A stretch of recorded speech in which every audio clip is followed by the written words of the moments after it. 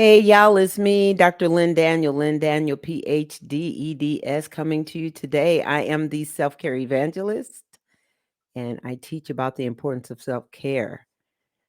I am going to call a challenge soon. And so, those of you who have been following my videos that I have been posting and various sources of information that I've been sharing, you know that I am going to be calling a challenge soon. And that's all you know. You don't even know what the challenge will be about. You don't know how long it is. You don't even know who it's for, but you know one is coming. And that's all you need to know right now.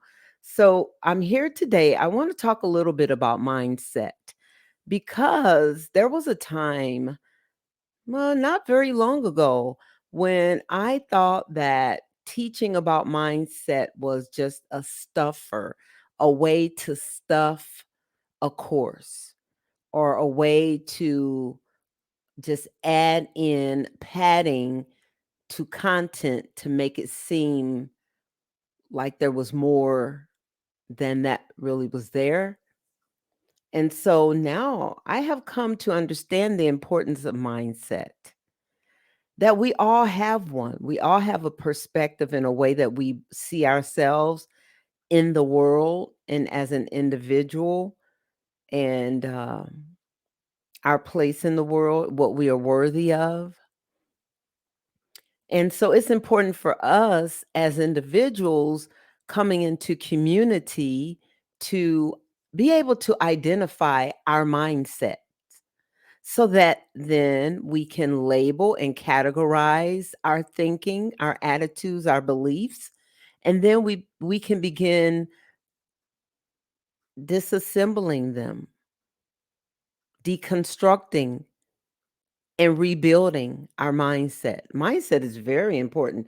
I'm going to give you a story, and this is a real story. Um, so I'm from the Midwest. I grew up in the Midwest, born and raised. And the culture of the Midwest is different from my perspective, from the circles of my life, from the type of people that I engage in with my life, and from my experience. The Midwest experience is quite different from the Southwest Phoenix, Arizona experience for me. And a lot of it has to do with how I thought people perceived me. How I thought people perceived me. Back home, and I know this might step on some toes, but hey, one thing about truth is sometimes truth can hurt. Back home, we have a lot of work to do when it comes to racial relationships, understanding, acceptance, and not just lip service. And I guess the whole globe does, but I'm speaking about mindset, how you see yourself in the world, how how you navigate the world based on what you have been told and about yourself, and what you think is expected of you, or what you have been told what is expected of you. So my experience as a woman of color, a black woman, baby boomer, so that sets me in the time era where I saw a lot of changes going on in the United States. Although I was young, I was I saw them, right? Racial relations happening and breaking down barriers and trying to access mainstream America for black people in the United States. Yeah. And then having opportunities presented to me when I reached my teenage years, and really appreciating them and taking full participation of them, and being very grateful and um pleased that I was able to participate.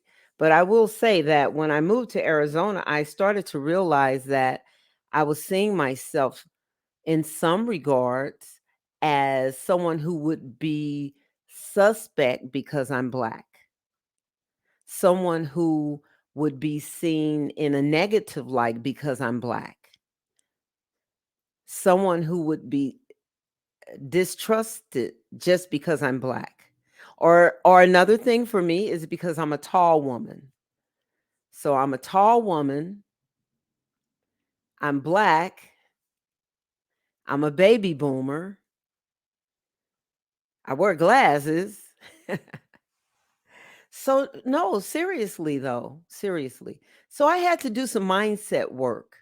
I really, what brought it home to me, the incident that made me clearly recognize that I had been brainwashed by attitudes and expectations of Black people, is I was at a store in this community where I live. And this was a few years ago, so kind of close to when I first moved to Phoenix. I was at shopping at a store, and for some reason, I guess a lot of us either got there early or the store was opening a little later than their normal opening hours. And we were all standing out in front at the door. And when the time came for the doors to be open, no one came to unlock the doors. No one came to greet us. So we stood there. And then I had the thought in my mind to walk up to the door and just open it. But then I had a secondary thought that said, I'm not doing it because they're going to think and then I had a whole list of negative actions attached to that. So I let the people who were next to me, who had come up after me, I let them do it because they were older than me and they were white. And I thought it would be safer for them to do it, to go open the door and walk in, than for me to do it. Now, that's as a Black person in the United States, that is something that we do have to consider and think about. Okay, things like that. But even so, we still have to, all of us, no matter what race you are, your skin tone, what country you're from, what language you speak, what religion, all of us have work to do when it comes to how we own ourselves, our right, our God given right to exist in this world as a contributing human being on the planet who is not taking advantage of anyone, harming anyone. We're not doing anything against anyone. We simply are living, contributing, enjoying our lives. So, in order to do that, though, we have to do some mental work. We have to deconstruct what has been told to us about ourselves from childhood, in the womb, childhood, growing up, all those negative messages that we got from people, expectations that people put upon us for whatever reason. Okay? So people will look at you as a child and try to map out your life for you. And I know I'm not going to name a country, but I'm thinking of, I have friends who live abroad in a certain country, and they have a ritual that they do with children, and they will lay items out on the floor. Maybe, I don't know, several items. I don't know the number, if it's a specific number, but I'll say 5 items, 4 or 5 items. And they'll lay them out on the floor next to each other. And then this well, it's not even a toddler, the baby is crawling. This little baby, they will put the baby down kind of far away from the items, and the baby will crawl up, and the first item the baby grabs represents the route, the path in life that the baby will take. Okay?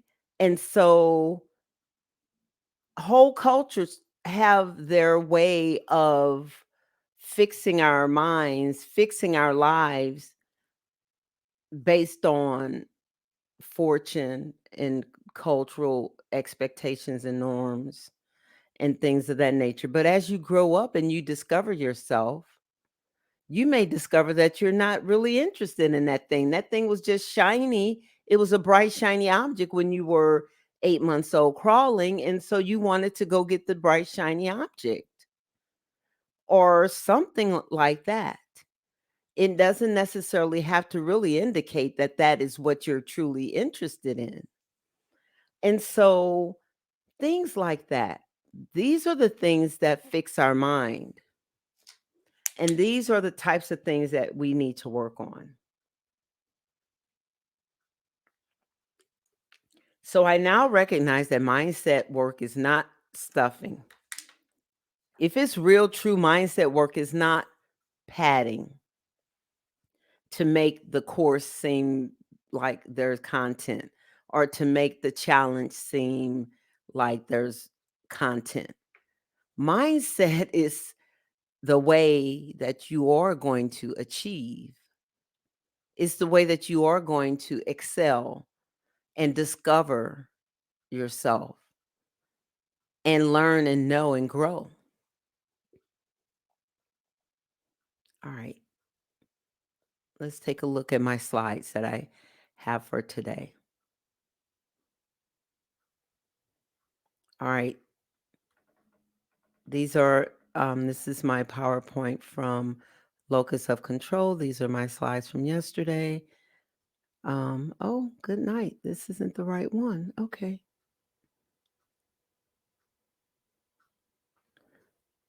Well, I want to talk to you all about, let me see.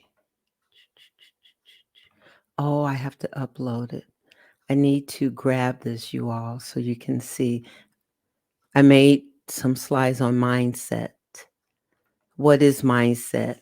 And different ways that you can identify your mindset, I want to talk about because it's really important for us to be able to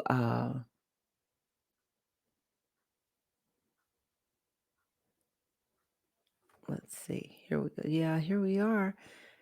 It's very important for us to deal with our mindset. Those little foxes spoil the vine. They truly do. And so if you go around feeling unworthy of something, a raise, you're trying out for a promotion and you do the research and you see the potential for a position, but because of your mindset, you don't feel worthy to go for and request that amount, that salary. That's mindset. That's your internal belief about yourself, your worthiness. I was told a story about a lady who had a beautiful house built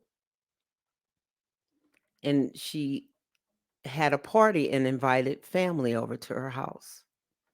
Now this isn't me, so don't go thinking, oh, she talking about herself. No, this is not me. And this was about a decade ago when I heard this story. And so the lady invited all of her family from the town that she lived in. And she had this beautiful home built in the country and she had a lot of land or whatever. It was very beautiful, I imagine. And she invited family and one of the family members, when it was time to eat, and the plates were there, the food was there, the settings, everything, utensils, napkins, everything was out buffet style, and then they will go sit at the table to eat. And one of the family members took her children and herself and went and sat on the kitchen floor and they ate there on the kitchen floor. Now, You might say, "Oh, there's nothing wrong with that because parents know how sloppy kids can be and would make a mess." And true, that's true. That is true. Parents understand that when they have little ones, they can make a mess, and she probably was being proactive. But a part when I heard the story, a part of me, my mind went in the direction of, why does she feel unworthy to sit at the table with her children? Why does she feel unworthy? Like, she could have requested, "Can we have napkins or bibs? Or do you have um a throw or a tablecloth or maybe plastic that we could put on the floor under the chairs where we're eating?" I was just thinking of so many alternatives to sitting on the kitchen floor. Okay? So and I'm not criticizing. I'm making an observation, okay? I'm not mocking. I'm not calling the decision a bad decision. I'm simply making an observation that mindset directs our actions. What we really believe about ourselves directs how we move in this world, how we engage in this world. I remember when I first started teaching, and I am the first in my immediate family to get an undergraduate degree, a graduate degree, and I mean, like, in my nuclear family of my parents and siblings. I mean, they all went and got their own after, but I'm just saying I was the first one to do it. And so I was a pioneer in a lot of decisions that I made at the time when I had the opportunities to make decisions and make the decisions for my life at that age that I made. And a part of me felt worthy to do and to ask for opportunities and to challenge myself and to go forward to get a bachelor's degree and a graduate degree and to teach in a community that wasn't necessarily my community. I felt worthy of those things. But I will also tell you that even though you may have a healthy dose of self-esteem and you know yourself and you feel good within yourself, you can get into some communities and some work environments or some circles of life that will try to challenge your sense of wellness, your emotional wellness, and your psychological wellness. And so and then that's when when I was a young teacher, and because I did have like little faults in my armor, I started to see some behaviors that were a reflection of mindset that needed some deconstruction. All right, so let's look at this. All right, let me make sure I'm on the right slide. Yeah, I am. There are a few different ways that you can identify your mindset. So first, it's important to know that we all have mindsets, you all. It's the way that we think, okay? It's how we perceive ourselves in the world that we're in. So, but you need to be able to identify what your mindset is. So you can start by reflecting on your thoughts and beliefs. So you just sit down in a quiet place, grab a notepad and pencil, and just let your mind think. Ask yourself, what do you believe in, Lynn? What do you believe in? And just let your mind think. I'll let my mind think on it. And then I'll jot it down. Jot down the thoughts I get. And pay attention to the thoughts that come to mind and the beliefs that underlie those thoughts. The beliefs that underlie the thoughts. That is the clincher right there. Because going back to the story of when I was at the store and I wouldn't open the door first because and I don't even think it was 2020 yet. Or maybe it was just 2020, but when did Floyd happen? When did Floyd happen? Let me Google that because I am thinking that when I went to the store, it was during 2020, but I don't think Floyd had happened yet. And you know what I mean by Floyd. I'm Googling it.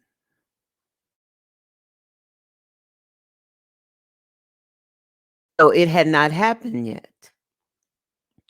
So I didn't have anything new in my experience or understanding to make me cautious, but I had some other things like Sandra Bland and, other events that just are, you know, they're there. But I felt worthy, like I deserved to be in the store. I felt like I could open that door and go in first, but I was being cautious. So, see, that's what I mean by pay attention to the thoughts that come to your mind and then examine the beliefs that underlie them. And then these can give you insight into your mindset and how it influences your actions and your decisions. And sometimes it's totally okay to have self-awareness around those sensitive issues like race and gender and religion, and then behave accordingly. I say always err on the side of caution or care. Like if it sounds like it's not going to help anybody, or if it seems like it could potentially wound, then don't do it. All right. So let's move on to the next slide. I hope I feel kind of like maybe I could do a little better explaining of that, but if you want me to, then just leave a comment.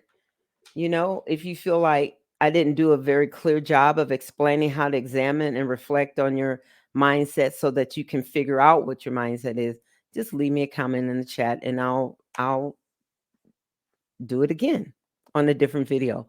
Okay, here's something else to do. Consider your behavior and actions. How do you typically respond to challenges or setbacks? Do you tend to approach problems with a positive or negative attitude? Your behavior and actions can be indicative of your mindset.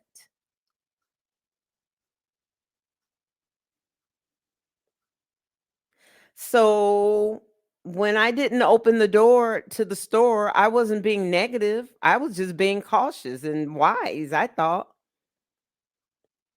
I didn't say anything like these people think I'm going to be in here doing something. I didn't say any of that. I just said, I don't think so. I don't think so. Right? And so your behavior and your actions can be indicative. They are indicative of your mindset. So to me, sitting on the kitchen floor to eat, it can be a picnic with the kids, but there wasn't a picnic blanket.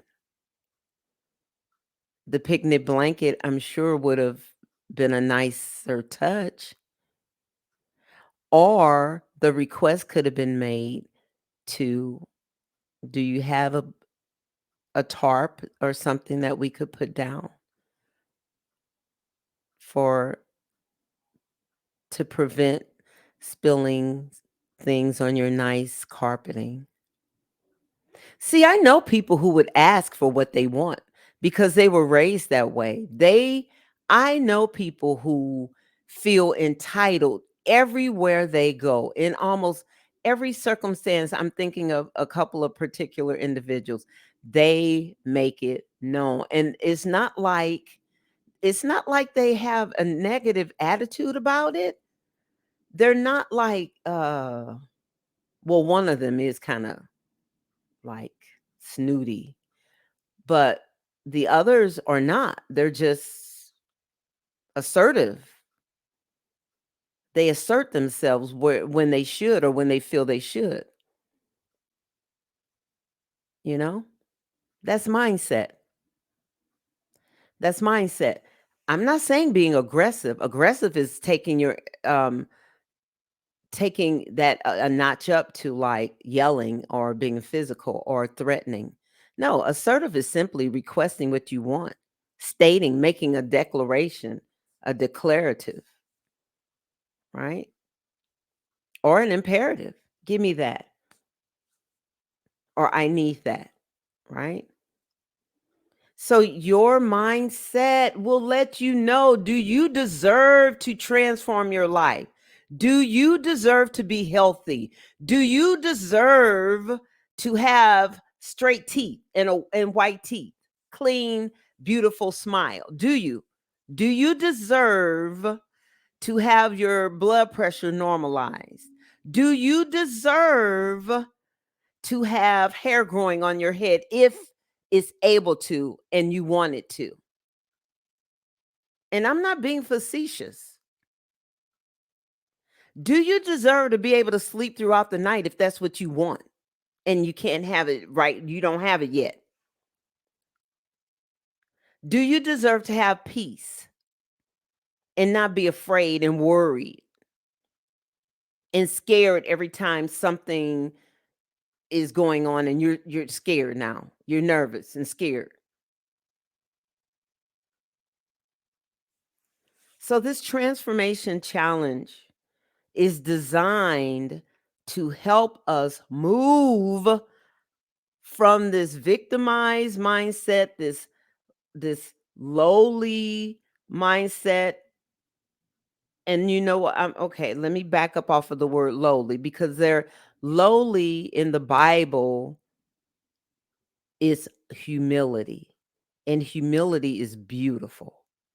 So I am not condemning humility, but I am condemning, like, we have been given messages by people who don't like us, people who envy us, people who did not want us and do not want us to breathe the same air as them, people who feel resentment because of something that you achieved, have, that they don't, people who feel like your breaks took something away from them. So they make it rough for you and they send you nasty messages in how they engage with you.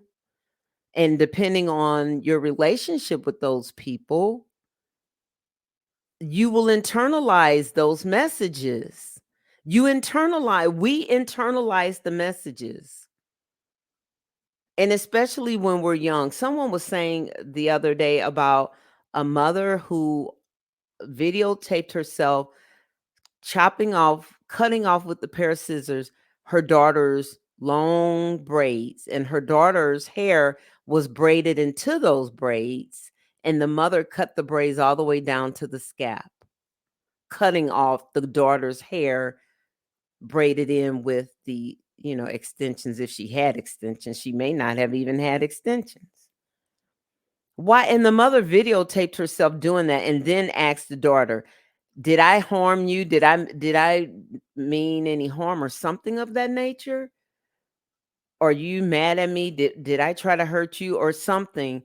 And the daughter was agreeing with the mother, was not even allowed to grieve. The daughter was not allowed to feel a loss, a sense of loss. The daughter wasn't allowed to feel like she deserved to protect herself from being attacked. Like, she had no voice to say, "Mother, I would prefer that you not cut my hair," or, you know what I'm saying? And so we internalize, you all, these messages, and then we act it out in our behaviors.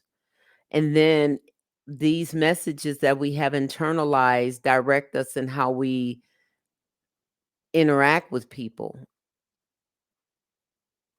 So, yeah.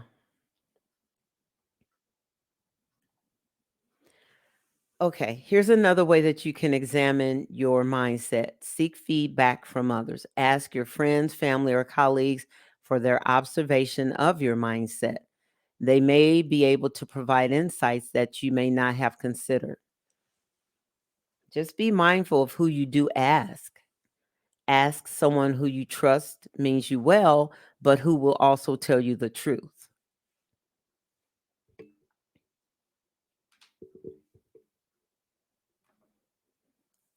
Engage in self assessments.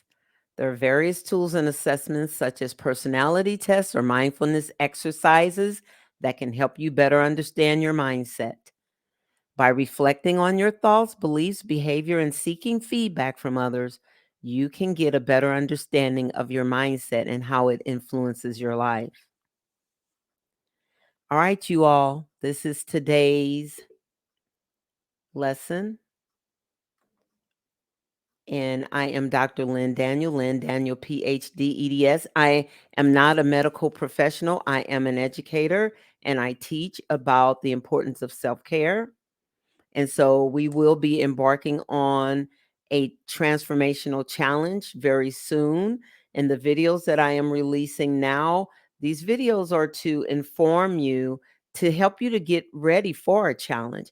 You know, you can't just jump into a challenge. Well, you could. Some people can just jump into a challenge and be successful. It's hard work. It requires effort. It requires you being honest with yourself.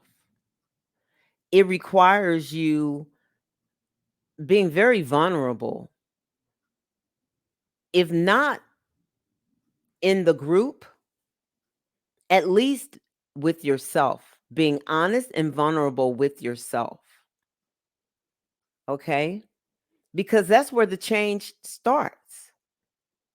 If you can admit that that experience you had when you were 13 years old scarred you and changed you, those experiences that you had repeatedly from the age of 6 to 12 or whatever changed you.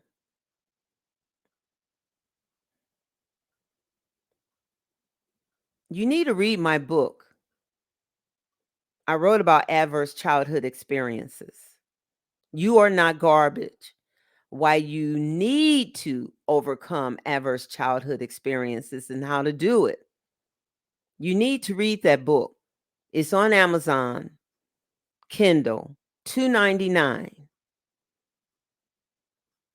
Read that book within the next 7 days. It shouldn't take you that long to read it. It should take you maybe 2 to 3 hours to read it, if that long. Okay? Thank you all for viewing this video today. Be blessed and keep the watch out for more videos that are upcoming. Be blessed.